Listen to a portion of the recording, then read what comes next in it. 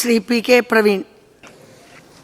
Sir, എൻ്റെ നിയോജകമണ്ഡലത്തിലെ വിവിധ പ്രദേശങ്ങളിൽ നിലവിലുള്ള ട്രാൻസ്ഫോമറുകൾക്ക് ആവശ്യമായ കപ്പാസിറ്റി ഇല്ലാത്തത് കാരണം ഗുണഭോക്താക്കൾക്ക് സൗരോർജ്ജം മുഖേന ലഭ്യമാക്കുന്ന വൈദ്യുതി പ്രയോജനപ്പെടുത്താൻ സാധിക്കുന്നില്ല.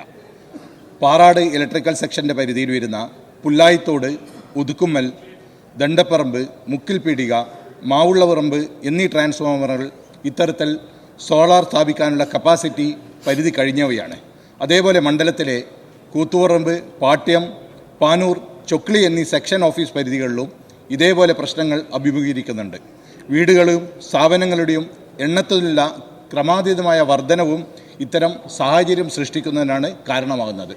സർ, ട്രാൻസ്ഫോമറുകളുടെ കപ്പാസിറ്റി വർദ്ധിപ്പിച്ചുകൊണ്ടോ അഡീഷണൽ ട്രാൻസ്ഫോമറുകൾ സ്ഥാപിച്ചുകൊണ്ടോ ഗാർഹിക ഉപഭോക്താക്കൾക്ക്, സ്ഥാപന ഉടമകൾക്ക് സോളാർ വൈദ്യുതി പ്രയോജനപ്പെടുത്താനും സൗരോർജ്ജം പ്രോത്സാഹിപ്പിക്കാനുള്ള ക്രമീകരണം ഏർപ്പെടുത്തണമെന്നാണ് ഞാൻ ഈ സബ്മിഷനിലൂടെ അഭ്യർത്ഥിക്കുന്നത്. ബഹുമാനപ്പെട്ട വൈദ്യുതി പരിസ്ഥിതി പാർലമെന്ററി കാര്യ വകുപ്പ് മന്ത്രി.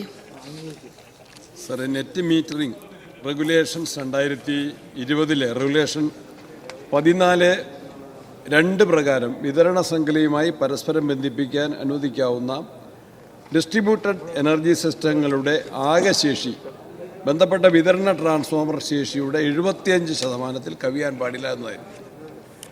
എന്നാൽ ഇത് നെറ്റ് മീറ്ററിംഗ് റെഗുലേഷൻസ് 2024 ഭേദഗതി പ്രകാരം റെഗുലേഷൻ 14/2 അനുസരിച്ച് ഇത് 90% ഉയർത്തിയിട്ടുണ്ട്.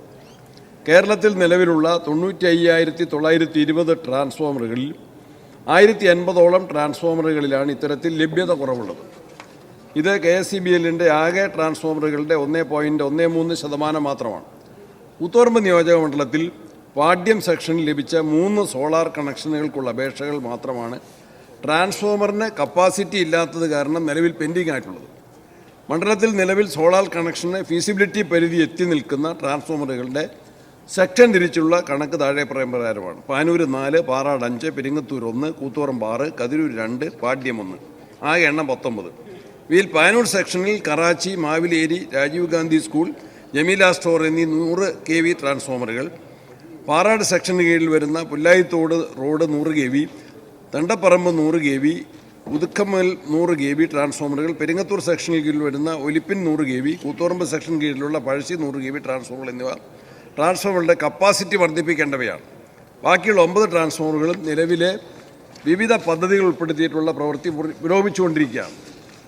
നിലവിൽ KSEBLന്റെ തനത് ഫണ്ട് ഉപയോഗിച്ച് നടപ്പിലാക്കുന്ന ദ്വിതി 2, 22-27 ഉൾപ്പെട്ട പ്രവൃത്തികൾ നടപ്പിലാക്കി വരികയും അതിൻ്റെ അന്തിമ ഘട്ടത്തിലുമാണ്. ആയതിനാൽ ഇത്തരത്തിലുള്ള സോളാർ ഫീസിബിലിറ്റി ഇല്ലാത്ത ട്രാൻസ്ഫോമറുകളുടെ ശേഷി വർദ്ധിപ്പിക്കുന്നതിനുള്ള പ്രവൃത്തികൾ 2027-32 വർഷങ്ങളിൽ നടപ്പിലാക്കുന്ന മൾട്ടി ഇയർ താരിഫ് MYT പദ്ധതിയുടെ DPR seamless integration of renewables ഉൾപ്പെടുത്തി റെഗുലേറ്ററി കമ്മീഷന് സമർപ്പിക്കുന്നതിന് തയ്യാറാക്കുന്നുണ്ട്. ഫീസിബിലിറ്റി ലഭ്യമല്ലാത്ത സോളാർ കണക്ഷനുകൾ പെൻഡിംഗ് ഉള്ള സെക്ഷൻ തിരിച്ചുള്ള വിവരങ്ങൾ അനുബന്ധമായി ചേർത്തിട്ടുണ്ട്. സാർ, ബഹുമാനപ്പെട്ട കൂത്തുപറമ്പ് അംഗം ഉന്നയിച്ച വിഷയം സംസ്ഥാനത്ത് പൊതുവിൽ നിലനിൽക്കുന്ന ഒരു വിഷയമാണ്.